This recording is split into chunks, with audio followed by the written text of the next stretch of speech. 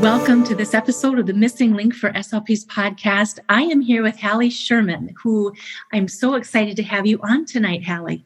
Thank you so much for having me. We had already started talking, asking questions, going over what we're going to talk about, and I'm pulling you on pretty quickly because I think we're going to have a lot to talk about. Before we get into the meat of what you didn't learn in graduate school, tell us how you became an SLP.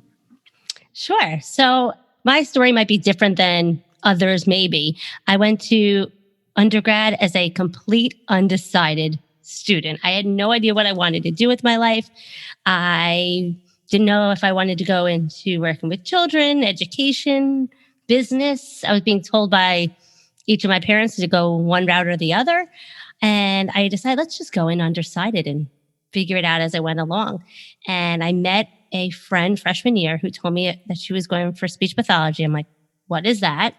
She explained it to me. It sounded somewhat interesting. So the following year, I took the intro to speech pathology class and fell in love and never looked back. I dove right in, jumped into all the classes. I was looking for every internship possible so I can be surrounded by SLPs to learn what they do, how they do it. Where could I possibly work? Let me build up that resume so I can get into graduate school. I wouldn't say obsessed, but I was very determined as an undergraduate student, and I just never looked back. And since then, moved back home after undergrad, went to graduate school, and went straight to, I first started working in a special ed preschool, and then I jumped into different leave replacement positions here on Long Island in New York until I finally found a tenure track position. And now I'm working with 5th and 6th grade students and loving every second of every day. Every day is different, challenging, yet inspiring. Excellent. That's one of the things I love about my job. And I'm in a totally different setting than you. I love working in a school surrounded by other professionals and the children. And the best part is I give them back after 30 minutes. So yeah. I can't go wrong. Kind of like a grandparent. Yes. I'm a grandparent and our little one comes over and she eats candy because grandpa gives it to her and cookies. And then we play and we color and we paint and we send her home. I love that. I'm the grandparent of the school where I give them treats and send them back all hyped up back to class. Wonderful. Wonderful. It's nice that you have that special place in your heart for those that you work with. You and I met each other through a podcasting Facebook group for SLPs, and I put out there who would like to be on this new series I'm starting, and it's what I didn't learn in grad school. And you were like, I would love to be on. Tell us. Now you said you've worked with grad students for a number of years, so you're really coming in with some good advice. Yes. So not only did I make mistakes myself and things I learned in graduate school, but I've also seen so many graduate students throughout the years excel, struggle, feel overwhelmed, all the above. And I've been there as a support, a person to guide them and encourage them that they can do it, and always to remember their why. Why did they go to graduate school? Someone believed in them and saw that they had the potential, so they do. And I would love to share what I've noticed and learned from them over the years. What has been a consistent trend that you have noticed that's increasing with the students coming out? A lot of students are lacking confidence in themselves. They're overthinking what they need to do to be successful. They are eager to please. They come from that graduate school mentality of I have to get an A. It has to be perfect. And I'm always telling them it doesn't have to be perfect. First of all, B's will get you the C's, CCC, SLP. But also, B's will get you the C's. But also that I'm trying to give them real practical advice, where I understand that in their clinicals, they expected to write 10-page lesson plans and stick to it and be so rigid and to the point where in the schools and in real life, that you're going to burn out that way. You can't have 100 unique lessons each and every day. You're going to be up late laminating and prepping. And that's not real life when you are out in the real world and have children and a husband, like when you're married, all that fun stuff, like you can't be doing all that. So you have to slow down and think, okay, how can I take one book, take one YouTube video, take one game, and target as many goals as possible? And it doesn't have to be perfect, but it can still be effective. I love that. Some of the things, if I can add to that beautiful thought, sometimes, I'm a professor and I work in the settings with the students, and they walk in and they've got all of their materials and their lesson plans are all around the materials, and it needs to be around the person they're working with. I was a GA when I was in grad school. I was a GA for Lynn Larrigan. She's since passed on. When she passed on, there was an Irish funeral march down the streets of Spokane. Loved it. She was very instrumental in my clinical skill development. And I was getting ready to walk into a session one day, and I had my lesson plan. I had all my materials. I had my game. It's a little kiddo with vocal nodules. And if you know me, I'm not keen on kids. And so this was already, I'm definitely in the adult realm. This was already a challenging, client for me. And she met me at the door, which is right across from her office. And she took all of my materials except a pencil, a piece of paper, and a piece of string. And I had to learn to step away from the lesson plan, to step away from the materials and really, really focus. And so I love what you say. You are enough. Take what you need and go enjoy, have fun. Mm-hmm. Focus on the kids in front of you rather than the materials in front of you. Focus on what they are doing and not doing and how you're going to teach it to them and help them see success versus them always needing you to be prompting them versus who cares what the book is, who cares what the activity is. Right. Your students never know if it didn't go as planned. They'll see it on your face. That's what you got to hide it. Got to have that poker face on at all times. I had a little kid who thought I was Santa Claus, Mrs. Santa Claus, and I think I kept that poker face on. Mm-hmm. So that's a trend that you've seen students come out. They're lacking confidence, eager to please, and you've given some words of advice for that. Stay focused on who you're working with and enjoy that. What is a trend that you have seen that they've come out better with? They're great with They're really great with technology. Graduate students now, especially more than me. They're teaching me tips and tricks. I'm like, when it comes to Google Slides and finding things on websites, Dana had to do some shortcuts that I just didn't know existed. Pinterest didn't exist. Pinterest and Teachers Pay Teachers didn't exist when I was in graduate school. Mm-hmm. I had to there wasn't even Google Images. I had to have a permanent marker and index cards and make something out of nothing. So they not that they're relying on it, but they are so good with technology and they can find things faster than I can. So use those skills that you have of knowing how to navigate the World Wide Web and find some great interactive tools. They also know things about like video games and anime and all the things that the kids are into these days that I'm too old for. So different language. Mm-hmm. So hey, use it to your benefit. If you know about things that they know about, that's a great way to build rapport with your students. Absolutely. Enter their world. Mm-hmm. So I know the listeners can't hear you, but I can't see you. They can hear you, and I can see you. And you are like seriously ready for podcasting. You've got all of the gear that I wished I had and may have to ask for my whole family for Christmas. You have a TPT site. You have SLP Elevate, which is a membership site. You have a 3 times a year retreat. You have a podcast. Tell us about the podcast, because that's what I see right here. And then I have a reason, because I want you to come back after you've explained who you are. I want you to tell us how you got there, because many students don't know they can do these great things. Sure. So about a year and a half ago, I started my SLP Coffee Talk podcast because I wanted to have more ways for SLPs to get access to just practical tips and tricks. So I release a podcast every Monday morning. That's why it's called Coffee Talk.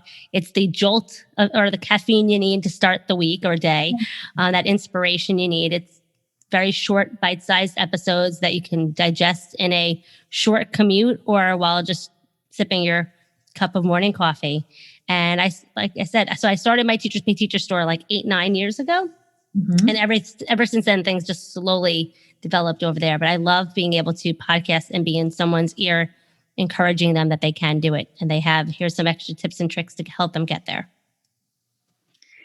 Did you know about all of these things when you were first starting in your career? No. I'm a complete introvert. I really believe so. Mm-hmm. So if you told me 8-9 years ago that I would be putting myself on as my daughters like to call it, the radio, I would have laughed at them. If they said that I would have had my face on like an Instagram post, I would have said, stop that nonsense. But when I was early in my career, I was, like I mentioned earlier, I was hopping from leave replacement to leave replacement because there was no permanent jobs here on Long Island for school SLPs in a public school setting. But I was determined to get there. But I was starting to feel, I don't want to say down on my luck, but not feeling as confident in myself because I wasn't where I wanted to be professionally. And I learned about blogging and I figured, hey, I could start a blog. I figured it would be like a diary of my therapy ideas. I did not know about anything about blogging. I created it myself. I had no idea what I was doing. And people started finding it and coming back for more and reaching out saying, please share more therapy ideas. This is helping me. There's nothing out there for SLPs working with older speech students. So I kept coming back. And it gave me the encouragement. If someone else needs these ideas and advice, I need to keep going. So I have. Must mean you have some good materials. It's what I'm using with my students that I found that works or doesn't work for that matter. One of the things that I enjoy, because I work with students, I carry clinic on Fridays. It's really fun to watch them, the clinical fellows, not students, learn to, some of the students are competitive. So it's nice when they begin their clinical fellowship to show them this is such a collaborative event, such a safe setting for you to be in. Go find these resources from other passionate SLPs who write and create in their areas, because that is what's working. It's so true. Especially nowadays, there's so much out there, depending on your style, your philosophies, the setting you work in, you can find something to inspire you, motivate you. We all need those fresh ideas every once in a while. I get sick and tired of doing the same thing each and every day. Mm-hmm. So you've been on the front lines of watching students come out and they've got this classroom knowledge. They're working on implementing their clinic skills. Any words of advice for improving that classroom to clinic connection? Take advantage of the people around you that are doing it with you. Ask questions. You don't have to know everything. You know enough, but you don't have to know everything. Our scope of practice is so large, and any new job you start, you need to ask questions. No one expects you to know everything and the culture of the company or school you're in. Don't be afraid to ask questions. It doesn't mean you're not competent. It means that you care and you want to do the best job possible.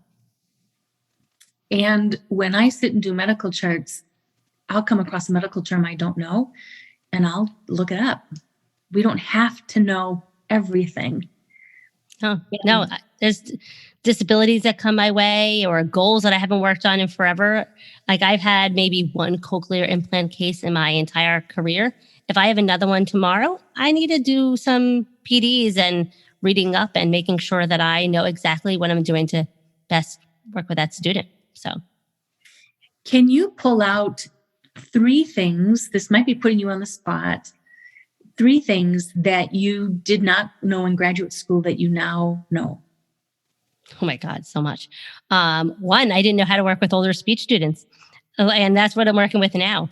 I did my one placement in a preschool, and I did the other working with 2nd to 5th grade. And now I'm working with 5th and 6th grade. And I did at one of my jobs, one of my leave replacements was in a middle school and high school. I didn't learn that. That you can't have every experience in grad school. It's only 2 years. There's not enough time in a day to test out every single setting. So when I first started, I had to ask around. What did the SLP before me do? Hey, let me talk to the reading teachers. Let me talk to the special educators. What do you notice with these students? How can I support and help you? I had to take some professional development class workshops and read some articles. There's tons of articles on now with reading comprehension and the SLP connection. I had to do my research to figure out how can I support these students differently, but effectively. And I didn't learn that in graduate school. So I had to learn it all on the job. Good example. What else That's one. That's one. Number two, there was no technology or anything like that. When the world shut down for COVID, I was forced to start doing therapy over Google Meet. I didn't know anything about that. I had to, again, look for SLPs that's been doing teletherapy for a while. That's not something that existed back then. And number three, technology has changed so much. When I was in graduate school, there were no iPads and SLPs, AAC on iPads and apps for that. We learned about token boards and some Dynavox stuff, like some basic tech. I mean, that's what was around then and the popular kind of tools and devices. So when I heard that maybe I might have a student with an iPad, I went to a workshop to learn about Prolo Quota Go. I'm like, let me just learn what I need to do to be effective. So you went and got the resources, got the knowledge, learned, asked questions. Did you seek out mentors? Not as many as I should have early on. I didn't take advantage of my CF supervisor as much. I felt like I needed to prove that I knew what I was doing versus asking a lot of questions. I definitely made that mistake. But I do remember when I first got hired for my first position and I knew I was going to be working with a student with a Dynavox. I did go to my professor that taught the AAC class and said, help me out. Like, I need help. I don't know what I'm doing. So and they were eager and happy to meet with me during office hours. No one else was there. So I got that one-on-one support that I needed. Mm-hmm. You know, you hit on something crucial that we haven't talked about on this series yet. And that is so many clinical fellows, when they start, they feel they really need to impress their supervisor. So they're not as transparent and as authentic as they need to be. And therefore, you know, supervisors or clinical fellow supervisors, we think everything's okay and they're understanding everything and things are going all right. As you know, the work that I do at Fresh SLP, I find out, no, that things sometimes are not okay. What words of advice would you give to the clinical fellow who does feel she or he needs to impress their clinical fellowship supervisor? First, think about the question that you're having or the struggle that you're having. Is it normal? Is it something that you can look up and try on your own? Can you troubleshoot? Because yes, you don't want to go to them for everything. Yes, but you go from graduate school where you look over your shoulder and they're standing right there to they might not even be in the building that you're in. And you might have to just be touching base via email once a month. That might be the only communication you have. So yes, first think about, is this really an emergency? Can it be something that you can research on your own? Can you troubleshoot it? And then if you still are unsure, ask, what's the worst that happens? They say, go figure it out. They might be happy. They might be happy to answer, and it might be something that is really worth asking and getting that support from. I've had students, clinical fellows, ask me, and I don't know the answer because I don't know everything. And I say, go figure it out and double back. Mm-hmm. And let me know, because I want to know that too. Yeah, it's that collaboration. Again, what are some words of advice that somebody gave you that you did not follow, that you were glad you did not follow? Ooh, that I'm glad I didn't follow. Oh my goodness, this is a hard one. It's a good question. Ooh. I had people say work in private practice where you can have a more of a flexible schedule when you have kids and this and that. I'm glad I stuck it out and worked in the schools. I do love the population that you get to work with, the collaboration with other professionals, not just SLPs. I like being that one person in that student school day where they know they can feel successful and confident and have fun. Where they're upset. Like I had a student today tell me like I was absent last week on his day of speech. He's like, "Where have you been?" And I'm like, "I'm so sorry." Am I allowed to be absent? I'm sorry. Everything is okay though. So I'm glad I didn't take that advice. Every once in a while when I have to miss certain things with my children and in their schools, I'm a little upset that I didn't have some flexible schedules. But hey, I have summers off. I have school holidays off. I'm able to be home. I'm able to take my kids off the bus when they get home from school. So I'm happy I stuck it out. I'm so happy that you're so happy in your school setting. I really am. When I first got this position with working with 5th and 6th graders, I was like, really? When I went on the interview, I had no idea what age group they were hiring for. And they were like, yeah, it's in a 5th and 6th grade building. I'm like, really? This is where I might be stuck for the rest of my life. And I'm glad I took the job because I can't imagine working with the younger ones anymore. It's not for me. So in the true spirit of what you did learn in graduate school, what words of advice do you have about interviewing? Ooh, I have a few. One thing is listen to the questions they're asking. You might start seeing a trend if you're going to several different districts or positions, you might start to see some trends that you can start preparing for. Also, if you know anyone that works in those districts, especially now with social media, you can always post in any group and say, hey, do you mind if I DM you or whatever? But knowing about the culture of those buildings and what kind of person they might be looking for. But also, you're also interviewing them. So you don't want to be too critical, but you want to come in with some questions where you can feel like you can decide if it's a place for you or not. You don't want to just settle for any job that offers you a position. Sounds like good advice. Final question. What words of advice do you have for the newer SLP, the fresh SLP, getting started? Always remember your why. Why did you go into this field? It's not easy. Getting into graduate was tough. Passing the praxis was tough. Finishing graduate school is tough. Getting a job is tough. But you did it all because you fell in love with the field.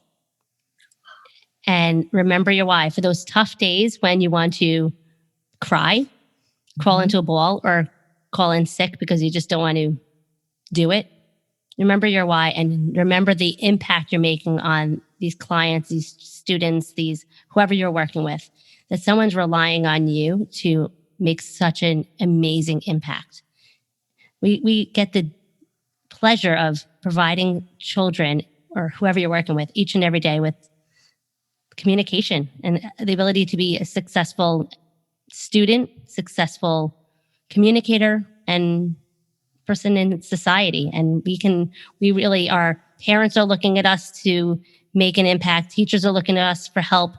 And we get to do that each and every day and get a paycheck as a bonus.